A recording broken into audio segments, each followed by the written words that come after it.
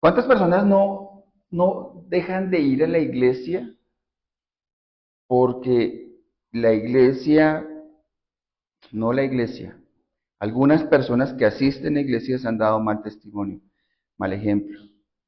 Muchas personas uno las invita y dice, ay, no, pero es que en las iglesias lo que único que hacen es pedir plata y enriquecerse, y recuerdo a tal pastor que hizo tal cosa, y cómo nos recibieron, y cómo nos trataron mal, o cómo nos juzgaron. Y hay, es cierto, es verdad, hay muchos malos testimonios en relación a personas que asisten a la iglesia. ¿Cuántas personas y cuántas iglesias nosotros no hemos conocido de este tipo? Hoy veremos a la luz de las escrituras qué es la iglesia y cómo debería verse la iglesia a la luz de la palabra. Dice el versículo 43, sobrevino temor a toda persona y muchas maravillas y señales eran hechas por los apóstoles. Todos los que habían creído estaban juntos y tenían en común todas las cosas, y vendían sus propiedades y sus bienes, y lo repartían a todos según la necesidad de cada uno, y perseverando unánimes cada día en el templo, partiendo el pan en las casas, comían juntos con alegría y sencillez de corazón, alabando a Dios y teniendo favor con todo el pueblo. Y el Señor añadía cada día a la iglesia a los que habían de ser salvos. De todos estos pasajes, este último nos encanta y más cuando estamos nosotros ahora empezando una iglesia. El Señor ha de agregar cada día a los que han de ser salvos. Hay una frase muy típica donde le preguntan a Miguel Ángel. Miguel Ángel es este hombre que hizo unas esculturas absolutamente perfectas y hermosas. Y a él le preguntaron cómo hace para hacer este arte. Y el hombre sonrió y respondió, simplemente quito todo lo que no se parece a la figura que ya está dentro del mármol. Esta es una ilustración para mostrar cómo es la obra del Espíritu Santo en la iglesia. Dios toma hombres y mujeres comunes y corrientes. Ninguno de los que estamos aquí sentados y ninguno de los que hoy domingo se reúnen en iglesias sanas y bíblicas son personas perfectas. Ninguno fue llamado por su santidad, por su bondad. Al contrario, nosotros somos pecadores que hemos sido redimidos por la sangre de Cristo y el Señor empieza un proceso de santidad progresiva a través de su Espíritu Santo.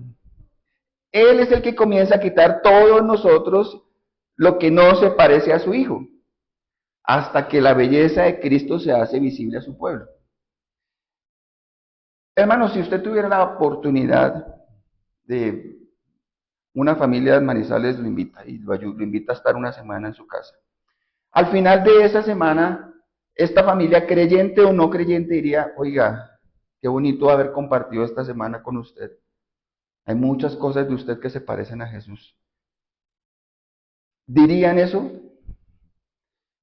¿O usted invita a alguien a su casa y lo invita a pasar una semana o 15 días? Esa persona diría, oiga hermano, me gustó estar acá, he visto a Jesús en su vida. Algunos dirían que sí, otros dirían que no, pero la visión y el propósito del cristiano es alcanzar la estatura del varón perfecto, es ser como Cristo.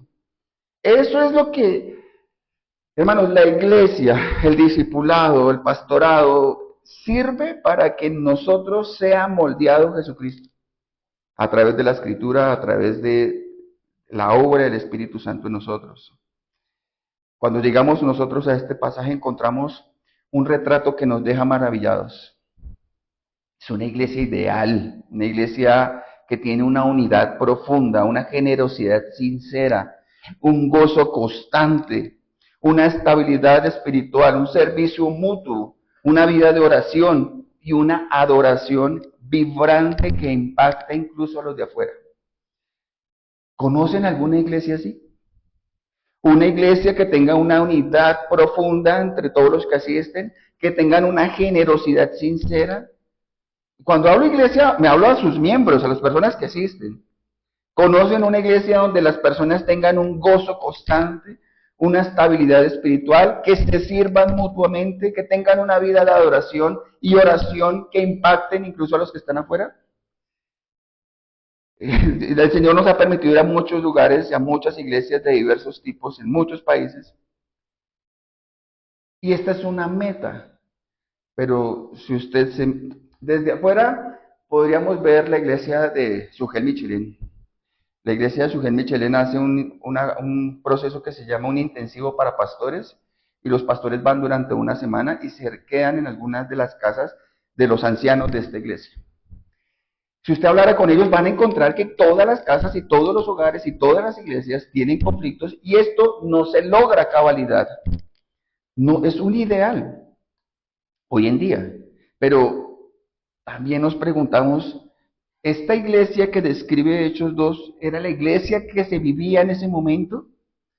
¿Por qué, por qué entonces Dios dejó este cuadro o esta iglesia tan sublime si nunca se alcanzó? Y tengo argumentos bíblicos para decir que esto nunca se dio en la iglesia con esta perfección. Es porque lo que Dios acá está colocando en este pasaje es una meta, es la imagen que Él quiere que nosotros logremos y alcancemos como iglesia. Este es el diseño de Cristo, esa es la intención del Espíritu, ese es el modelo divino de lo que una comunidad redimida podría llegar a ser cuando Cristo gobierna la iglesia. La razón por la que esté este pasaje es porque es glorioso este pasaje, porque no es la iglesia en sí, es Cristo resucitado que está dentro de la iglesia, y es Cristo quien produce esta iglesia. Lo que vemos en este pasaje de Hechos es la consecuencia de lo que ocurrió en el Pentecostés. Y yo insisto, hermanos, buenos días, este no es un grupo extraordinario de personas. Ya ustedes lo han escuchado, lo hemos estudiado, lo hemos dicho muchas veces. Eran pescadores, habían rebeldes, había recaudadores de impuestos. En esta iglesia también eran conformadas por mujeres de dudosa reputación. No era un grupo extraordinario de personas.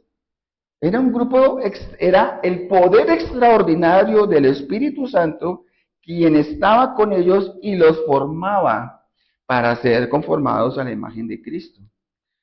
Hermanos, la belleza de la iglesia solo existe porque la belleza de Cristo la sostiene, la inspira y la transforma. Y digo que esto fue un ideal que se puso en estos versículos, pero que finalmente la iglesia no alcanzó. Si usted sigue leyendo el libro de los Hechos, va a encontrar que, aunque aquí dice que compartían todo voluntariamente, usted va a encontrar que 3 capítulos después, Ananías y Zafira mienten y son absolutamente hipócritas con sus ofrendas. Tanto es que Dios los corrige de una manera tremenda. Pasa usted a Hechos 6 y va a encontrar que hay tensiones culturales, hay tensiones étnicas, hay conflictos en el liderazgo, hay conflictos frente a la autoridad. ¿Qué estaba pasando ya para Hechos 5 y 6? La iglesia estaba creciendo de una manera impresionante. Se necesitaban diáconos, se necesitaban líderes y pastores, pero eso también ocasionó que hubiese conflictos incluso dentro del liderazgo. Usted avanza a Hechos 15, por simplemente mencionar, y ya hay debates doctrinales profundos. Hechos nos muestra una iglesia que es inmadura, que muchas veces es carnal, que hay divisiones, que hay envidias, simplemente por mencionar algo. Ahora, si usted diría, me gustaría vivir en el siglo I para ir de verdad a una iglesia sana, una iglesia bíblica. No hay iglesias sanas absolutamente perfectas, ni siquiera en el siglo I, cuando Jesucristo viene, muere y asciende. Encontramos que en Corintio hay inmoralidad, un hombre se mete con una mujer que no podía meterse. En Gálatas hay tremendo legalismo. En Tiatira hay falsos profetas. En Pérgamo hay idolatría. En Sardis hay hipocresía espiritual. Solo por mencionar algunas. Lo que quiero decir es que no existía una iglesia ideal en perfección, ni siquiera en el momento en que se escribió este texto. Lo que sí hace real a la iglesia es que es una iglesia que lucha. Ustedes habrán escuchado eso muchas veces. No me congrego en ninguna iglesia porque estoy buscando la iglesia perfecta. ¿Y qué es lo que le contestan normalmente a esta persona?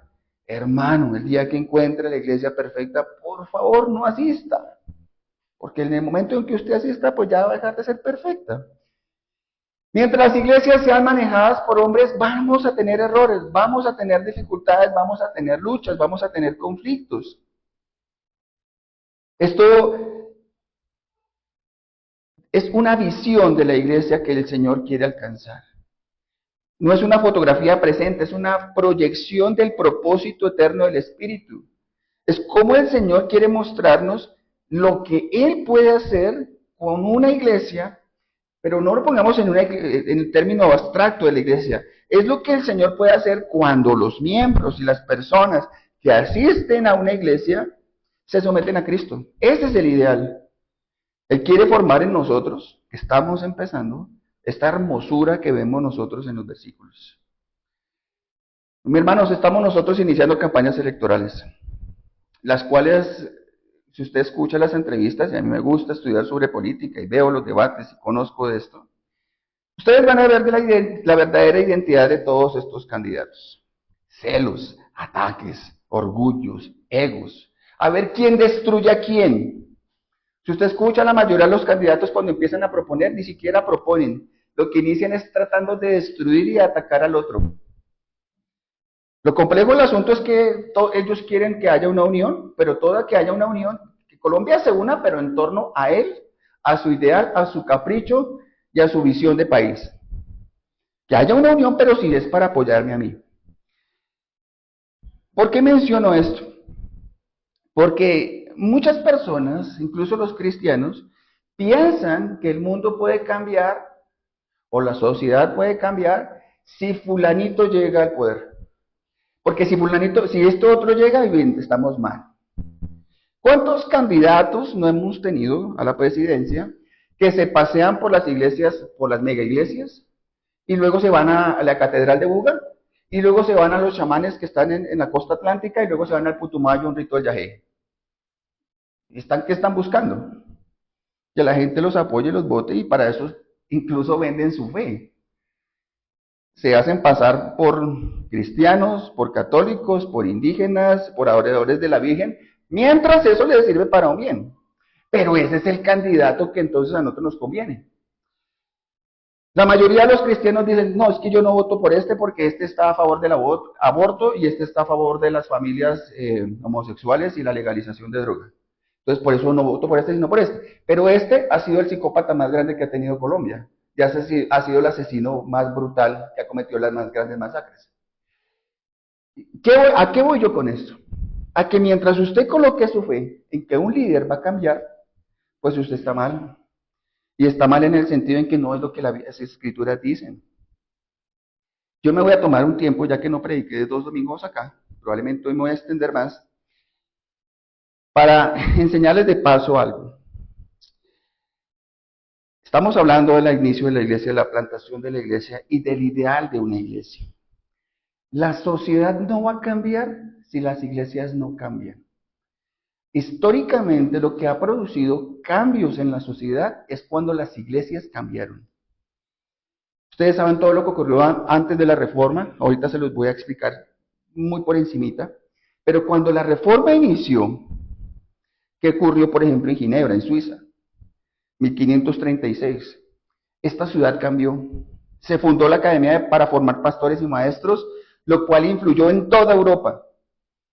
Cuando la reforma inició y se estableció en Suiza, se impulsó una disciplina moral, social muy estricta. La gente debía vivir con integridad, debían trabajar honestamente y ayudar a su prójimo. En Ginebra se volvió un refugio para los perseguidos, para los religiosos, y fue un modelo de ciudad organizada bajo principios bíblicos. ¿Qué ocurrió en Escocia? Bajo el liderazgo de John Knox, él fue un discípulo de Calvino. Allí nació la iglesia presbiteriana y con ella un sistema de educación para todos los niños, fueran ricos o fueran pobres. Eso no ocurría antes. Con John Knox se fortaleció la idea de que ningún gobernante está por encima de la palabra de Dios. Lo que sembró fueron las bases del pensamiento democrático moderno. En los Países Bajos para esa época, que eran Holanda y Bélgica, ellos adoptaron la reforma y se rebelaron contra el dominio español católico. En este país surgió una nación libre, una nación próspera, con una fuerte ética de trabajo, comercio y educación. Se convirtió en uno de los centros de pensamiento reformado y incluso de la tolerancia religiosa. En Alemania, donde comenzó todo con Lutero, las ciudades que abrazaron la reforma crearon escuelas, imprentas, universidades, la lectura, la alfabetización aumentaron. Todo lo que ellos querían era leer la Biblia. Europa cambió cuando cambiaron las iglesias y cuando las iglesias empezaron a vivir las escrituras. Hermanos, si pensáramos en una escatología posmilenial, si pensáramos en que, se lo voy a poner en otros términos, que al final de los tiempos no todo se va a complicar, sino que al final de los tiempos todo va a mejorar, que el evangelio se va a expandir, que va a haber paz, que incluso Israel va a cambiar. Si eso llegara a ocurrir, eso llegaría a ocurrir porque las iglesias fueron cambiadas, transformadas, y que a través de las iglesias la sociedad cambió. No al contrario. ¿Cómo lo hicieron estos hombres? Ellos lo hicieron a través de la educación, de la alfabetización, de la predicación expositiva. Se organizaron comunitariamente, había disciplina eclesiástica, había una imprenta, y no había imprenta antes, y con la imprenta se difundieron ideas, las escrituras. Y también ellos tenían una fuerte asistencia social que ayudaba a los pobres y a los huérfanos. En esta época se llegó a vivir algo de la armonía, de la generosidad, de la unidad. Fue una realidad, fue un modelo. Tanto es así, pues, que ellos después son los que llegan a Norteamérica y en Norteamérica, pues, plantan y fundan otras iglesias con los peregrinos. Tanto es así que la Constitución de los Estados Unidos se fundamenta en las Escrituras. Pero ¿qué ocurrió antes de la Reforma? ¿Por qué quiero detenerme hoy y extenderme en esta introducción? Porque es relevante para lo que nosotros también vivimos como país y es relevante también en lo que nosotros tenemos como un modelo de iglesia. ¿Será que estos hombres la tuvieron fácil? ¿Qué pasaba antes de la Reforma Protestante de 1517? Europa vivía en una profunda corrupción que se entrelazaba entre el poder político y la iglesia medieval. En esta unión no hubo en ningún momento pureza espiritual, solamente hubo un inmenso sistema de corrupción, de abusos, de manipulación, de ambición, de poder, tanto en la iglesia como en los gobiernos. Recuerden que quien dominaba era la iglesia católica. La iglesia tenía un poder político, no era solamente un poder espiritual, pero ese poder político que usó y que tuvo la iglesia no fue para ayudar a los viudas y a los huérfanos o para predicar el evangelio. Todo lo contrario. Los papas intervenían en las coronaciones, en las guerras, los papas tenían decisiones sobre reyes. Ellos podían excomulgar a gobernantes para obligarlos a someterse. Los papados tenían ejércitos propios, actuaban como monarcas. Y ellos, en vez de ser pastores, vivían como príncipes, con riqueza, con tierras, con ejército. Hermanos, ellos compraban y vendían los cargos eclesiásticos. Ellos eran los que, si alguien quería ser obispo, tenía que pagar. Si alguien quería ser arzobispo o un abad o un cardenal, tenía que pagar. Es decir, el llamado de Dios al servicio era algo que se podía pagar. Los ricos compraban cargos para poder obtener. Entonces, ¿para qué quería ser arzobispo, cardenal o abad? Para poder tener un poder para comprar tierras, para dominar naciones y pueblos. Y esto llevó a que muchos líderes no tuvieran realmente un llamado ni una preparación espiritual, sino solamente lo que había en una ambición económica. Había nepotismo y dinastías religiosas. Muchos papas y obispos ponían en cargos altos a sus hijos ilegítimos, a sus sobrinos, a sus aliados políticos. Ustedes habrán estudiado y escuchado esto, ellos vendían las indulgencias. Usted podía haber adulterado, pero entonces para que lo perdonaran tenía que pagar. Usted podía tener 2 esposas o 3 esposas, simplemente tenía que pagar al papado por su pecado. Los políticos y los clérigos hacían acuerdos económicos para repartirse el dinero. Había manipulación de reyes y gobiernos, había inmoralidad dentro del clero. Muchos sacerdotes vivían en concubinato, muchos obispos eran más políticos que pastores, los monasterios se enriquecían y vivían en lujos. Y todo esto era una cultura y una visión de vida que los llevaba a vivir en oposición a la Biblia, en oposición al Evangelio. Tanto era así que ellos prohibían el acceso a la Biblia. Por eso persiguieron a Wycliffe y a Hus cuando ellos quisieron traducir. Ellos controlaban la educación y el pensamiento. Hermanos, y un pueblo sin Biblia es un pueblo manipulable. Una iglesia o unas personas que asisten a una iglesia y que no leen la Biblia es un pueblo que es muy manipulable. Por eso existen tantas personas que van ciegos a congregaciones y van ciegos a herejías y van ciegos a doctrinas malas porque no leen la Biblia. Y simplemente lo que separa al pastor allá es decir, ellos lo creen y lo creen ciegamente. Un pueblo sin Biblia es un pueblo que es muy manipulable. Por eso es que ese modelo que se usó en la Reforma, en donde la sola escritura, ¿qué quiere decir esto? Que la Biblia estaba por encima del poder político y papal, donde solo la fe, la salvación no se compra ni se controla. En la Reforma que surgió, el sacerdocio de todos los santos. El creyente vuelve a tener un acceso directo a Dios y no necesita intermediarios. Había una reforma moral. Los líderes eran piadosos, no políticos disfrazados de pastores. La reforma no fue solo teológica, fue un terremoto contra un sistema corrupto de poder y de política. Y yo les menciono esto porque sí es posible que nosotros podamos transformar una sociedad a través de un grupo pequeño de verdaderos creyentes que han puesto su fe en Cristo. Al país no lo va a salvar ni X, ni Y, ni la derecha, ni la izquierda. Debemos ejercer nuestro voto y debemos orar por nuestros líderes, pero ellos no van a transformar. Ninguno de ellos se salva. Igual, todos ellos están buscando el poder, el dinero, y es muy fácil corromper a las personas. Estos hombres estuvieron dispuestos a dar su vida por Cristo y a dar su vida por una correcta teología. Y muchos murieron, fueron excomulgados, fueron vituperados y la historia los condenó en su momento. Pero hoy en día no es esto visible. Los cristianos, pocos que hemos conocido y que han llegado a cargos públicos, sobre todo en el lugar donde estuvimos, se corrompieron de una manera brutal. Vendieron su fe, seguramente no era real, simplemente por el poder y por la economía. Esto no ocurrió allá. Dios está buscando levantar personas que realmente puedan vivir el Evangelio. Hermanos, si nosotros cambiamos, si nosotros somos transformados, ustedes va a poder impactar en su trabajo, va a poder impactar en su familia, va a poder impactar en su colegio. No ocurre al revés. Lo que ocurre aquí, hermanos, es que era una iglesia. Volvamos nosotros al texto de Hechos. ¿Cómo lograron ellos vivir eso? Era una iglesia que vivía bajo el asombro de Dios. Dice el versículo 43. Y sobrevino temor a toda persona, y muchas maravillas y señales eran hechas por los apóstoles.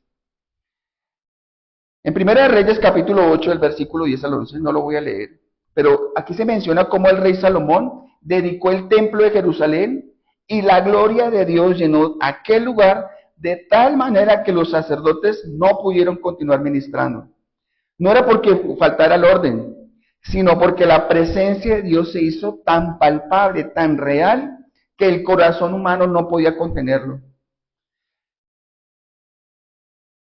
Miren, si venimos de un mundo carismático, a veces minimizamos o dejamos a un lado la obra del Espíritu Santo, o lo encerramos en un cajón. O es raro como reformado hablar de la presencia del Espíritu Santo y de la obra del Espíritu Santo.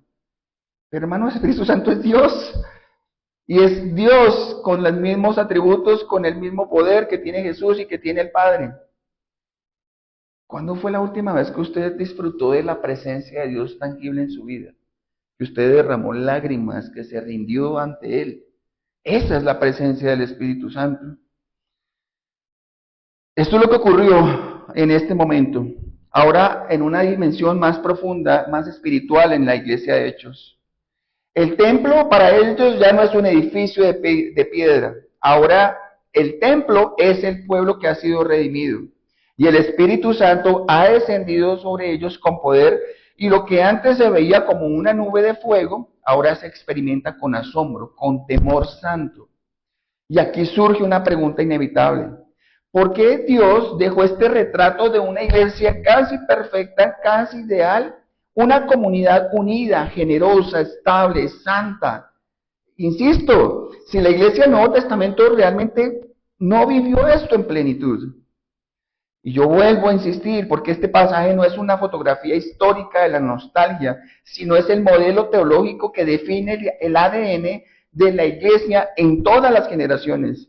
Nuestra iglesia hoy en día que se está formando, que se está plantando, deberíamos procurar tener estos mismos atributos. ¿Cuándo? ¿Cuando seamos 50? ¿Cuando seamos 100? ¿Cuando haya una banda? No, hoy. Hoy deberíamos ser esa iglesia. Y se la seguiré explicando paso a paso.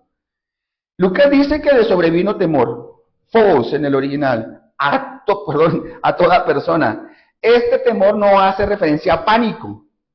No es que te sobrevino temor, entonces tuvo hiperventilación, taquicardia, sudoración y se paniqueó y se quedaron ahí. No, este temor no es pánico, es una reverencia profunda ante la actividad visible de Dios. Lo que ocurre cuando un corazón humano reconoce que Dios es Dios, que no es una teoría, que no es una tradición, que no es una doctrina por allá en el aire, sino que Dios es presencia viva. Una comunidad primitiva, esta comunidad primitiva, vive consciente de que Dios actúa en la historia. El temor que ellos experimentan no proviene del juicio, sino del reconocimiento de su presencia viva en ellos. Y esto es clave, hermanos, porque su asombro no surge de las emociones humanas. Su asombro viene de una convicción espiritual de que Cristo ha resucitado y está actuando en medio de ellos. Por esto, las maravillas y señales no eran un espectáculo religioso. No eran poner una línea y el que pase de esa línea la presencia de Dios lo va a tumbar. No era poner todo en silencio y con violines para motivar con un piano, tratar de motivar a las personas a que lloren, a que se rindan. No es eso. Las señales y maravillas, insisto, no eran un espectáculo. Eran una confirmación del mensaje apostólico que los hombres tenían. Cada milagro señalaba que Jesús crucificado estaba vivo y reina. Por esto declara, los milagros no fueron el centro del Evangelio, sino la consecuencia visible de que Cristo era el centro, el Cristo resucitado. Hermanos, de esta manera aprendemos que el asombro verdadero no nace de los fenómenos, sino de la presencia del mismo Cristo. Además, es importante que nosotros entendamos esto.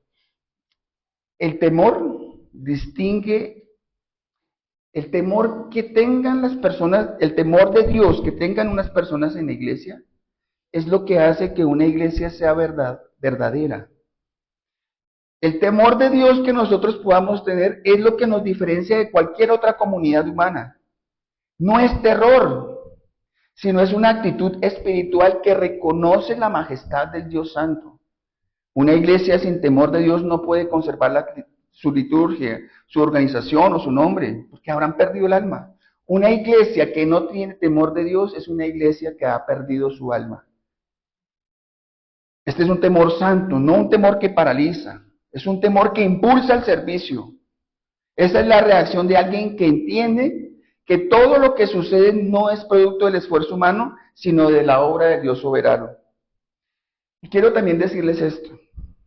Los que venimos de algunos trasfondos, nos enseñaron que el temor de Dios provenía que si usted no hacía todo lo que el pastor le decía, entonces Dios le iba a castigar. Si Dios le ponía una meta de llevar determinadas personas a un encuentro, si usted le decían, Malaquías, creo que es 3 algo, pongan todos los diezmos a la alfolía acá porque si no el Señor los castigará y el Señor los maldecirá. No es este el temor del que estamos hablando acá. Para este tipo de congregaciones lo que dice el pastor es la voz de Dios y por eso han cometido tantos errores a través de la historia, herejías.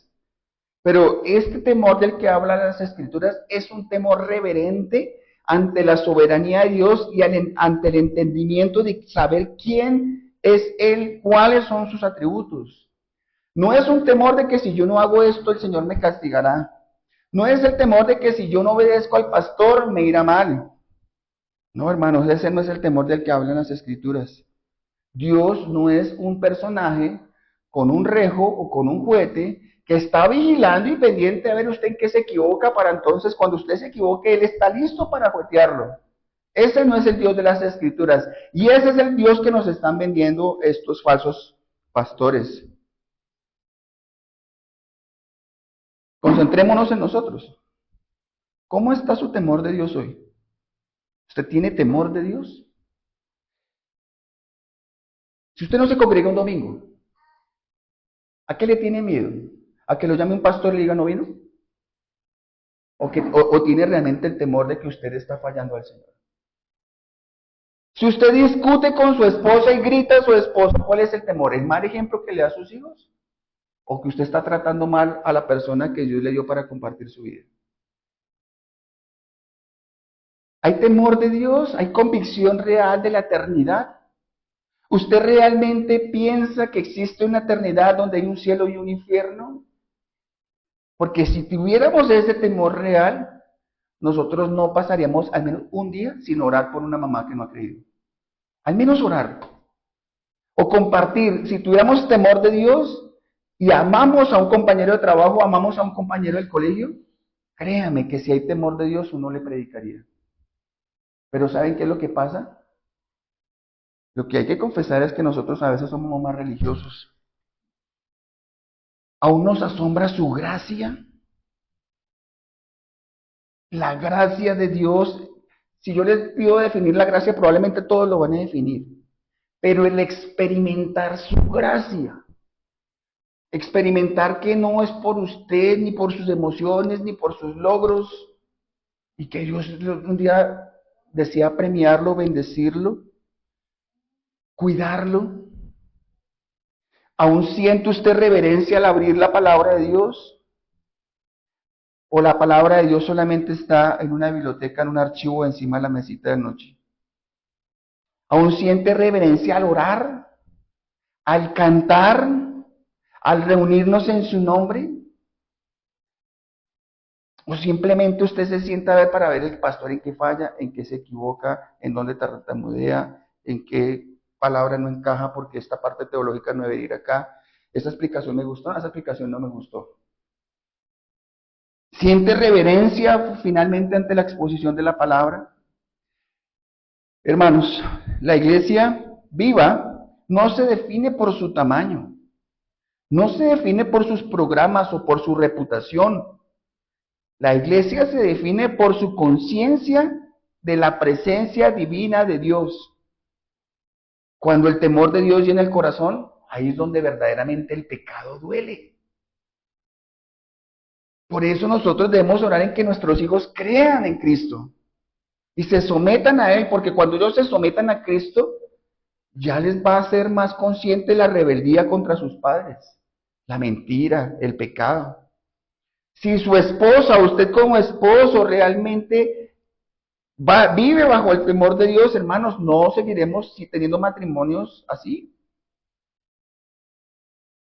Si usted realmente tiene temor de Dios, entiende que es que cuando cantamos no solamente es cantar, tenemos conciencia en a quién le estamos cantando. Y entonces el Evangelio se predica con poder. El Espíritu que actuó en Jerusalén sigue actuando hoy. Yo insisto, hermanos, cuando usted se siente a orar, o medite a orar, o vaya en el carro orando, o vaya a su trabajo orando en el bus, piense por un momento. Piense en Moisés orando. Piense en Moisés orando frente al mar. O piense en Moisés orando frente al faraón. Pues ese mismo Dios es al que usted está orando. Los salmos son hermosos, son maravillosos, los salmos nos encantan, pero muchos de esos salmos son escritos David escondido en una cueva cuando venían miles y miles a matarlo. Y ahí David canta sus hermosos salmos. A ese es el Dios al que usted le ora.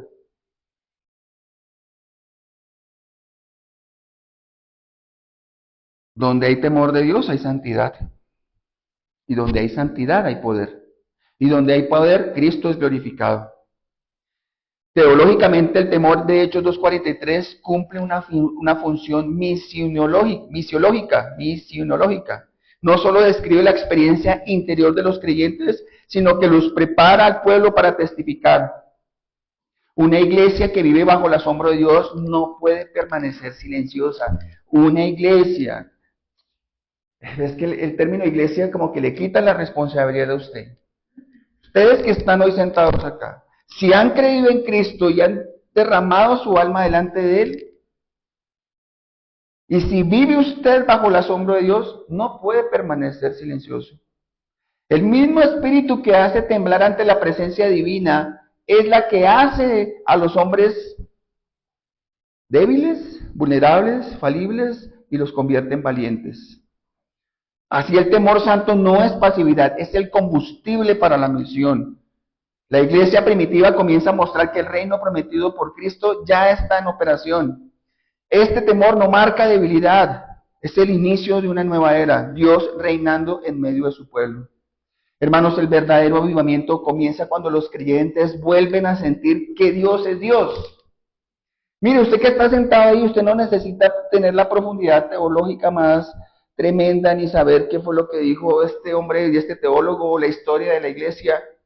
Probablemente lo único que usted necesita al salir de acá es entender que Dios es Dios. No necesita más. O si usted supiera que Dios es Dios y que Dios es su papá, usted viviría una vida tranquila, en paz. Hay un temor que esclaviza, y es el que imponen los pastores y los líderes que se enseñorean de su rebaño bajo manipulación. Ese temor hace esclavos.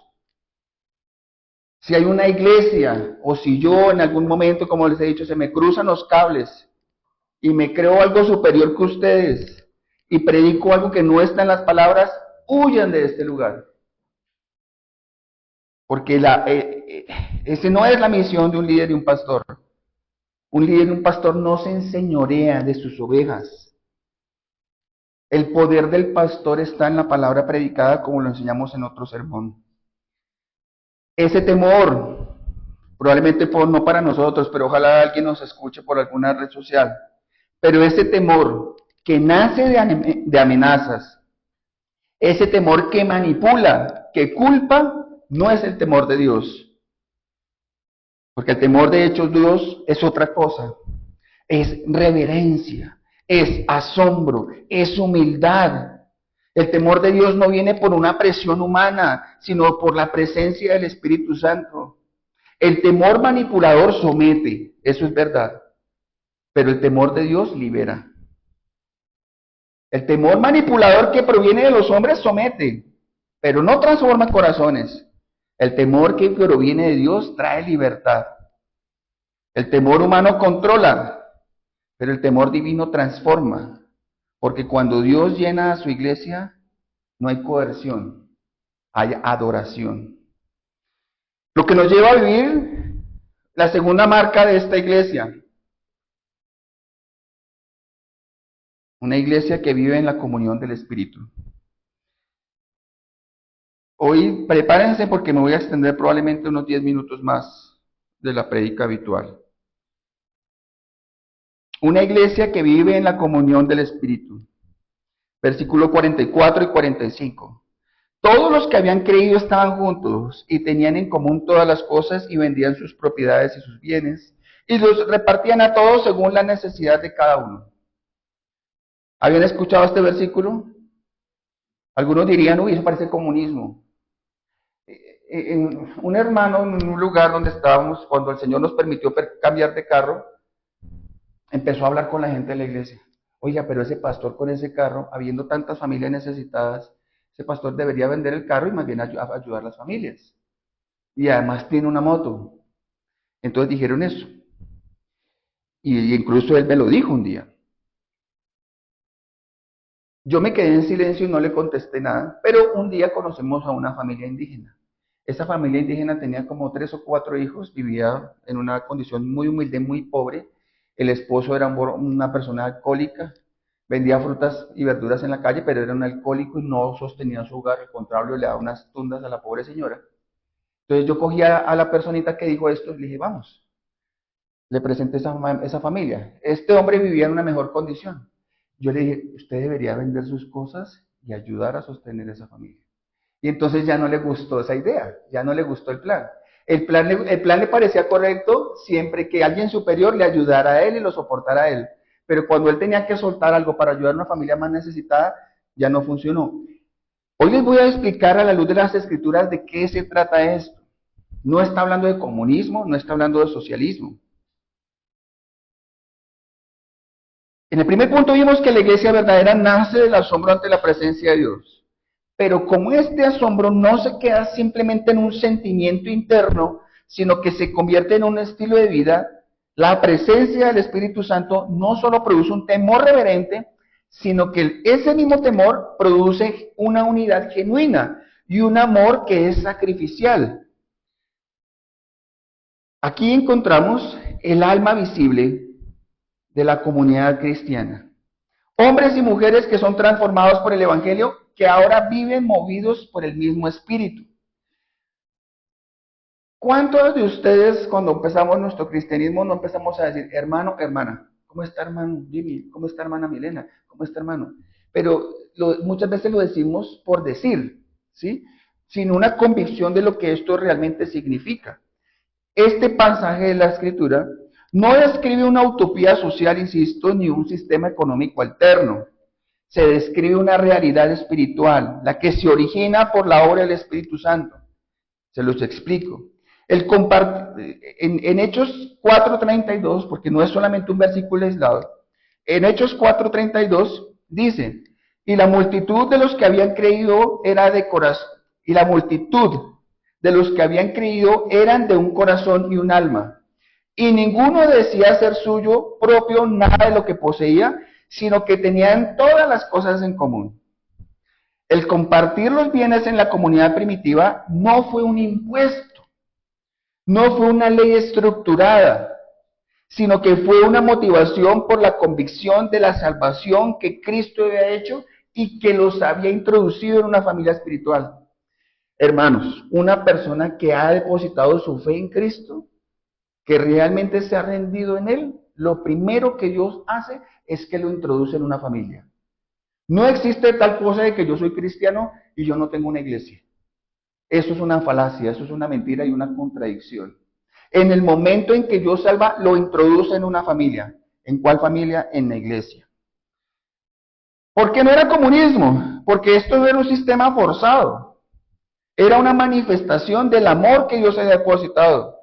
El Espíritu había hecho algo tan profundo en ellos que ya no podían ver sus posiciones como exclusivamente suyas, sino como las herramientas para servir a Cristo y servir a los hermanos. Aquí en el original se usa un verbo, este verbo de tenían en común está en una forma continua, lo que indica que es una práctica constante, que no era un impulso emocional pasajero de un domingo. Cada día los creyentes vivían atentos a las necesidades de los demás, lo que se reflejaba en actos concretos de compasión de Cristo. Hermanos, nosotros, 2000 años después, debemos entender que sea que usted tenga poquito o que tenga harto, usted simplemente es un administrador. Lo que Dios le permita llegar a sus manos o a sus bolsillos o a su trabajo, Dios lo permite porque usted simplemente es un administrador. Porque tiene mucho, porque tiene poco, porque hay escasez, porque hay deudas. ¿Ha administrado bien? ¿Ha cuidado bien? ¿Ha ahorrado? Cuando Cristo reina en el corazón, el dinero, escúchenme bien, esto es una enseñanza y ojalá se reflexione sobre esto. Cuando Cristo reina en el corazón, el dinero deja de ser un ídolo y el dinero se convierte en un siervo. La comunión cristiana se expresa no solamente con palabras, sino con la disposición de compartir incluso lo que tenemos. ¿Cómo usted sabe si el dinero es un ídolo? Y no se trata de si tiene mucho o si tiene poco. El dinero puede ser un ídolo cuando el dinero es quien dicta su paz. Cuando el dinero, si usted tiene dinero, está tranquilo, pero si no tiene, entonces está intranquilo. Cuando tiene para las compras de diciembre, entonces estoy en paz. Pero como no tengo para las compras de diciembre, entonces mi vida se desorganizó. Si tengo para pagar las deudas, estoy tranquilo. Pero si no tengo, eso está dictando que el dinero es quien gobierna sus emociones y que el dinero es su Dios.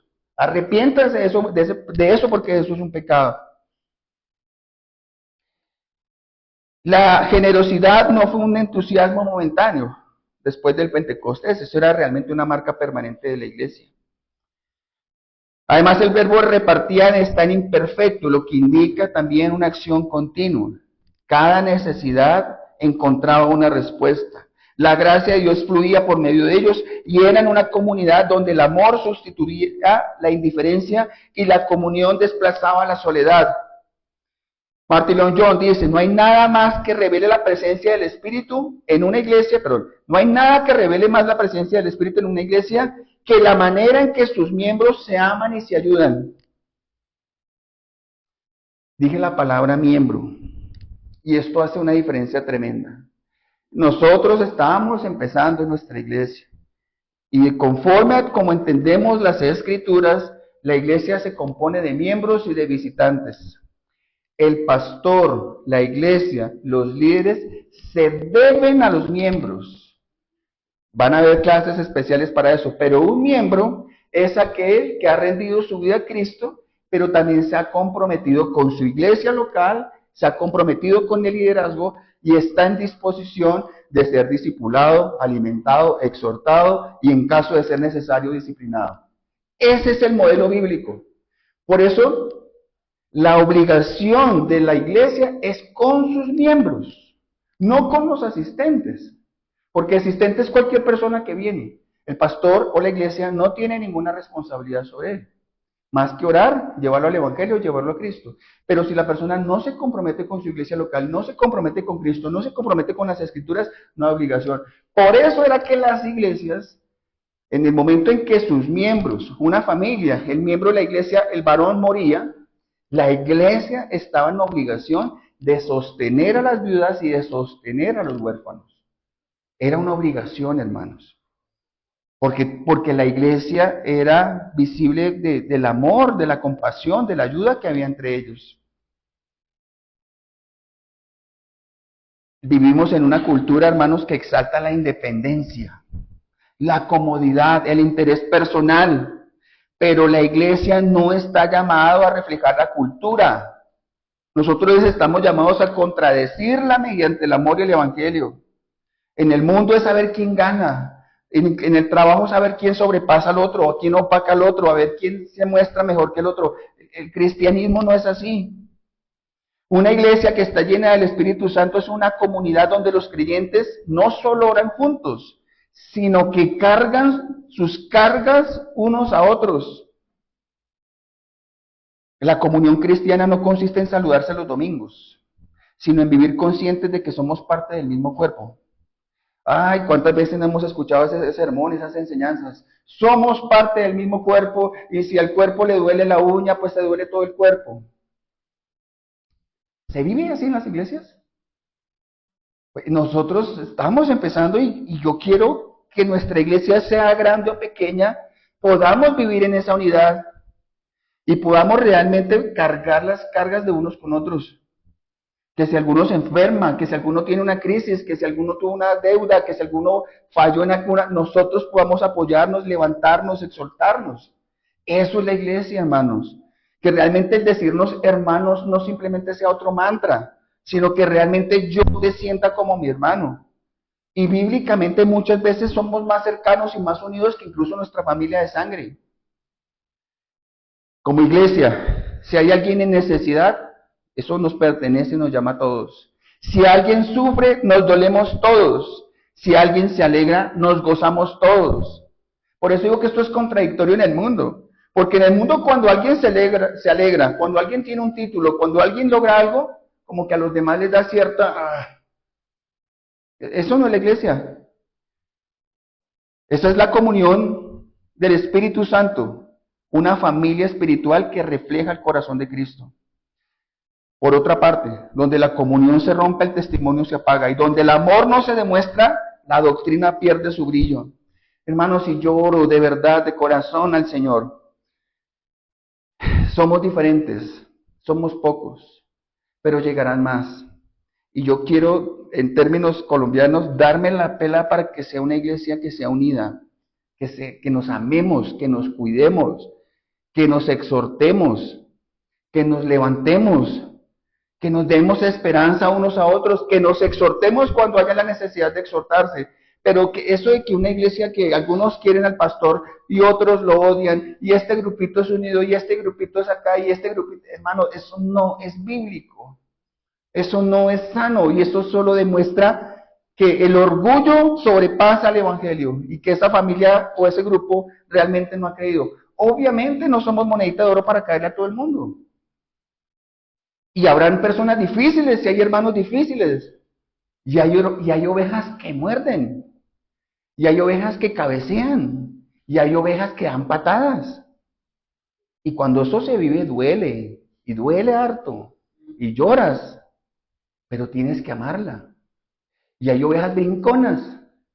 Pero por eso la vara y el callado. Porque si realmente es una oveja, tú la vas encauzando y la vas guiando y la vas llevando al redil. Y si es muy brincona, pues le partes la patica y se la pones al hombro y la cargas y la cuidas. No estamos hablando de que todos somos perfectos y santos. No. La Biblia dice que aquel que ama, si alguien ama a quien te ama, pues bien, eso lo hace todo el mundo. Pero si realmente tienes a Cristo, vas a tener que amar y cuidar a una persona difícil. Y eso no proviene de ti, porque eso precisamente es la obra y el fruto del Espíritu Santo. Procuremos nosotros, hermanos, cuidar eso. Que nos amemos, que nos cuidemos, que nos levantemos, que si alguien en necesidad, así sea económica o de la que sea, nosotros podamos procurar. Nuestra iglesia debe ser diferente. El mundo es saber a quién gana, a quién pisotea, a quién vence, quién sobresale. Aquí no se trata de eso. Nosotros somos una iglesia bíblica. Y si es una iglesia bíblica, los de afuera tendrán que reconocer que Cristo vive acá porque hay amor entre nosotros. Insisto, hoy me van a tener mucha paciencia porque me voy a demorar más. Esto que propone la Escritura hoy no es un modelo económico. Es una expresión teológica de la nueva humanidad de Cristo. Hermanos, en la iglesia primitiva las diferencias sociales, culturales y económicas se disolvían a la luz del reino. ¿Cómo era este grupo de 11 apóstoles? ¿Acaso todos eran de la misma clase económica, de la misma familia, con la misma cultura, con la misma educación? No. Hay una comunión que es doble, una comunión que es entre los creyentes, pero también hay una comunión de nuestra unión con Cristo que es vertical. De ahí surge el fruto con el cual nosotros podemos amar a los demás.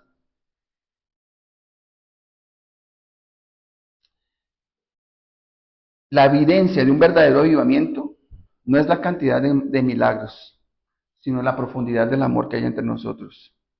Y yo vuelvo a insistir en lo mismo. No tenemos que amarnos cuando hayamos 20, ni cuando hayan 30 o 50 o 100. Debemos amarnos ahora, hoy, cuidarnos, protegernos, levantarnos. No tenemos que esperar otro día más. Hermanos, el comunismo y el socialismo buscan una igualdad mediante una imposición estatal y la obligación colectiva, donde los bienes se comparten por un mandato político, pero no por una decisión personal. En cambio, lo que el Señor muestra aquí en Hechos 2 no es un sistema económico humano, es la obra del Espíritu Santo que produce una generosidad voluntaria. Nadie fue obligado a entregar nada. No hubo confiscación, no hubo presión, no hubo un poder central controlando todos los recursos. La iglesia compartía porque amaba, no porque era forzada, porque el Espíritu Santo transformó sus corazones, no por una ideología que le dictó qué hacer. En Hechos 2 no hay socialismo impuesto, sino un amor sacrificial nacido del Evangelio. Así se ve la iglesia de Cristo. Una iglesia que es unida, una iglesia que es generosa, una iglesia llena del amor del Espíritu. Pero hermanos, esa comunión no se limita, probablemente hable mucho de los bienes materiales o de la economía, pero eso es solamente una de las condiciones. La comunión también se expresa en la adoración y en la vida espiritual compartida. El mismo Espíritu que los hizo uno en el amor, también los hizo uno en la oración y uno en la adoración y uno en la celebración de la fe diaria. Terminamos con este tercer punto. Una iglesia que vive en la adoración continua y en la misión del pueblo. Otro de los frutos de una iglesia bíblica. Es una iglesia que vive en la adoración continua y en la misión del reino.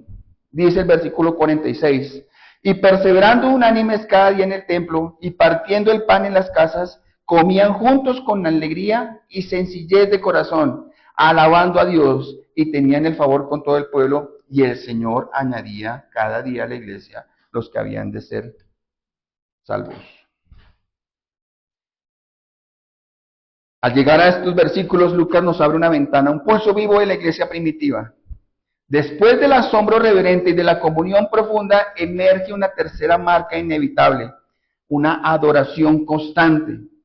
Esta adoración no era ocasional, la adoración no es un ritual, la adoración no es cantar, no depende del calendario, no depende del ritmo natural de la comunidad transformada, sino que depende de una actitud del corazón que se ha rendido al Señor. Por eso Lucas describe perseverando unánimes cada día en el templo. Esta es una declaración que revela la fidelidad diaria, una disposición perseverante, una constancia que solo puede nacer del Espíritu. Los primeros cristianos no abandonaron inmediatamente el templo, más bien reinterpretaron el templo a la luz del Espíritu. Ya no lo veían como un lugar donde Dios habitaba, sino como un espacio donde Cristo era proclamado. Por eso es que Lucas añade, y partiendo el pan en las casas comían juntos. Este partir el pan no era una mera convivencia, ni era simplemente un compartir de alimentos. Era la vida cotidiana que se atravesaba por el recuerdo de la cruz. La mesa se convertía en un púlpito doméstico donde el evangelio era celebrado con pan, con vino, con gratitud y con una memoria redentora. La adoración tiene dos expresiones inseparables. Una oración pública en el templo, pero también una oración íntima en los hogares.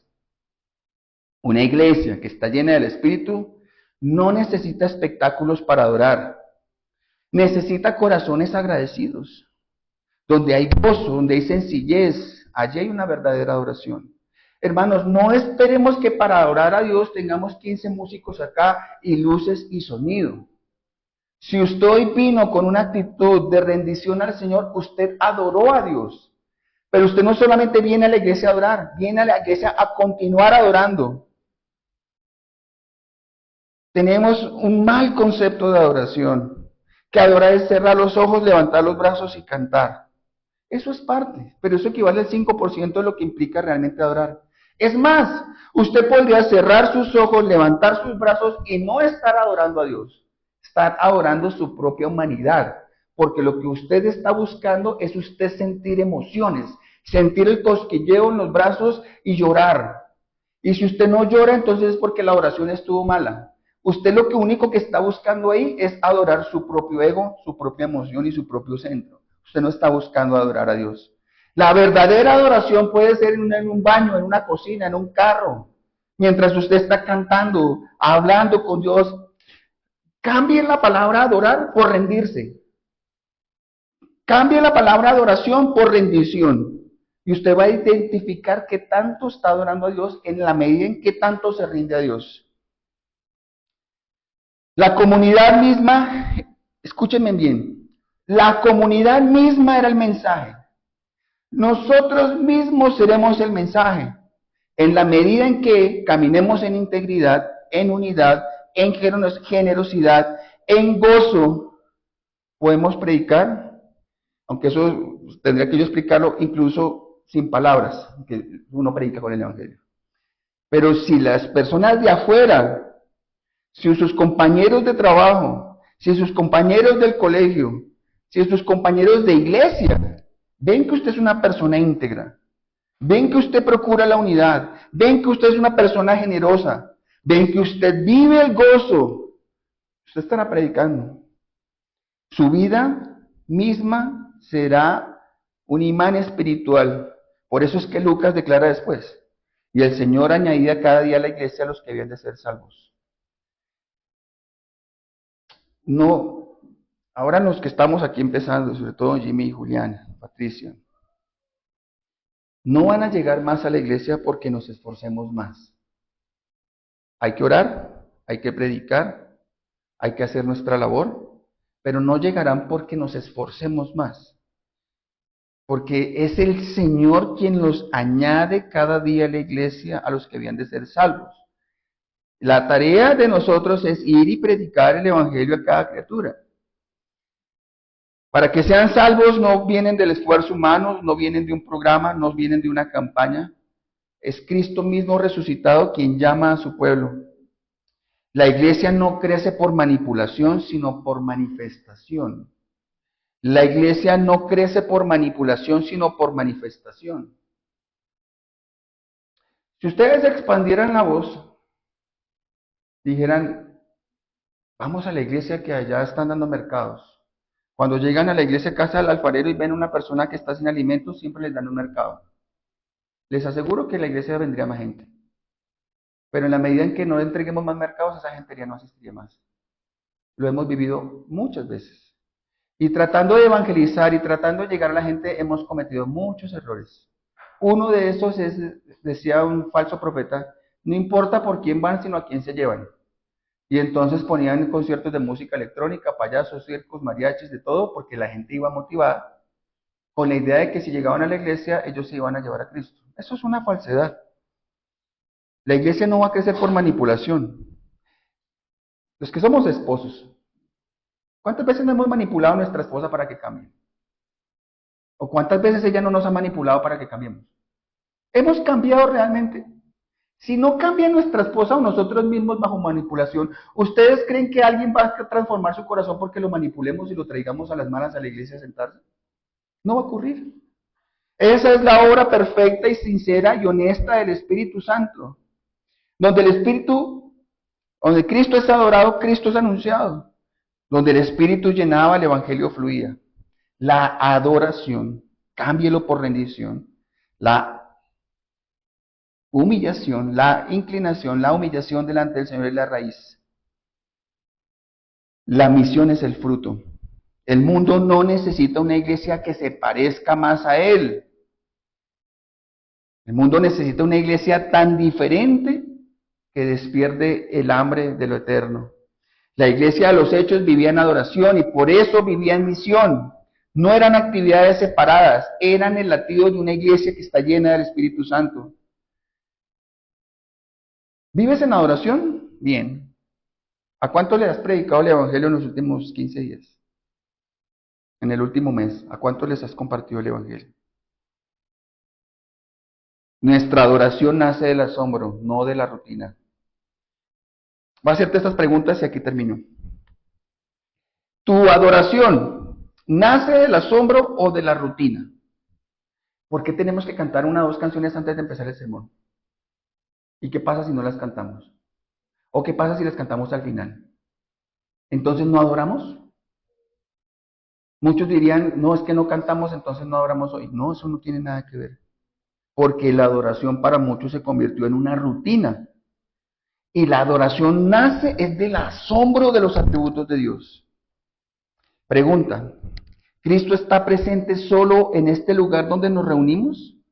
¿O también está presente en tu casa, frente al televisor, en tus conversaciones con tus hijos, en tus conversaciones con tus papás? ¿Cristo está presente solo el domingo estas 2 horas acá? ¿O esta horita y media que llevo ahorita acá y que se está volviendo muy difícil para algunos? ¿Cristo está presente solamente acá o en tu casa o en tu trabajo? ¿Tu vida despierta el hambre de Dios en las personas que te rodean? El reto que tenemos grandes como papás es que nuestros hijos digan, uy, yo quiero seguir al Dios que mi papá siguió. Y no, uy, no, yo no quiero saber nada del cristianismo, usted no sabe cómo es mi papá o cómo es mi mamá. Pero nuestras hijas adolescentes que han escuchado el Evangelio durante mucho tiempo no tienen excusa. Ellas tienen su conciencia propia y tienen su conciencia y han escuchado el Evangelio y delante del Señor nadie puede llegar al cielo y decir, yo no creí en Cristo por mi papá, lo siento, esa no será una excusa. Ustedes son tan responsables como un adulto. Pero el reto es, si su vida despierta en hambre de Dios, su vida despierta hambre de Dios en las personas que lo rodean. Tus papás. La iglesia de Hechos no tenía templos, no tenía estructuras modernas, no tenía plataformas digitales, no tenía programas elaborados, pero llegó hasta Manizales el Evangelio. Tenía algo infinitamente superior, Y en eso, hermanos, vamos a luchar y vamos a esforzarnos y vamos a trabajar unos con otros. Que esta pequeña congregación que está arrancando se identifique, porque haya gozo, porque haya sencillez, porque sea compuesta por personas íntegras, porque vivamos en unidad, porque vivamos a Cristo en medio de toda nuestra vida, cosas que vivimos. Eso bastó para que Dios mismo añadiera a los que han de ser salvos. Que nuestra iglesia, Casa del Alfarero Manizales, la gente diga, oiga, esta gente que va a esta iglesia vive alegre, vive en sencillez, vive en integridad, vive en unidad. Insisto, adorar no es cantar un himno, es vivir conscientes de la presencia del Rey, es compartir la mesa con gratitud, es reflejar a Cristo con humildad, con santidad, con generosidad, con alegría. Una iglesia que adora de verdad, evangeliza sin proponérselo. Una iglesia que vive en Cristo invita a otros sin estrategias. Simplemente, termino acá para que me crean. Cuando usted era joven, cuando usted se enamoró de su esposa y le hablaba a otros de ese primer amor, usted se esforzaba por contarle a otros. Usted se lo proponía y conocía a Milena y usted no se imagina a Milena. Y Milena tiene unos ojos y no sé qué. Uno no se esfuerza por eso fluye. ¿Por qué no fluye ese amor de Dios? ¿Será que realmente hemos rendido nuestra vida a Dios, nos hemos sometido a Él y a su palabra? Vamos a ponernos de pie y vamos a orar.